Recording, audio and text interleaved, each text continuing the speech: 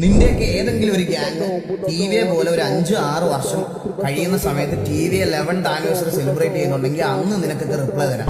അന്ന് നീയൊക്കെ ഞങ്ങളുടെ ലെവലിൽ വരുവാണെങ്കിൽ മനസ്സിലായ. ഇനി ഇതിന്റെ അപ്പുറത്തോട് നിനക്കൊന്നും ഒരു റിപ്ലൈ ഇല്ല. നീയൊക്കെ ഇപ്പോഴും ഞങ്ങളുടെ എന്ന് തല്ലുകൊണ്ട കണ്ടികളാണ്. ഞങ്ങൾക്ക് താഴെ കിടക്കുന്ന ഞങ്ങളെ അടിക്കാൻ വേണ്ടി നാട്ടുകാർക്ക് മൊത്തം പൈസ ഓഫർ ചെയ്ത് പിള്ളേരെ റിക്രൂട്ട്മെന്റ് എടുക്കുന്ന ഒരു തീട്ടമാണ്, ഒരു തീട്ടം ഗ്യാങ്ങാണ് നിങ്ങൾ. അത് മനസ്സിലാക്കാം. മനസ്സിലായ? കമ്മ്യൂണിറ്റി നന്നാക്കാൻ നീയൊക്കെ വന്നിട്ട് നീയൊക്കെ കമ്മ്യൂണിറ്റിയിൽ എന്താണ് ചെയ്തു കൂട്ടണേ? കമ്മ്യൂണിറ്റിയിൽ ഇരുന്നവരെ പറ്റി, ഓഫ്ലൈൻ പെണ്ണുങ്ങളെ പറ്റി തന്തലായി പറയാ, മറ്റേ പോപ്സോ കഞ്ചാവ് അത് ഇതെല്ലാം വന്ന നീയൊക്കെയാണ് കമ്മ്യൂണിറ്റി നന്നാക്കാൻ വന്നവന്മാര് ആണോ?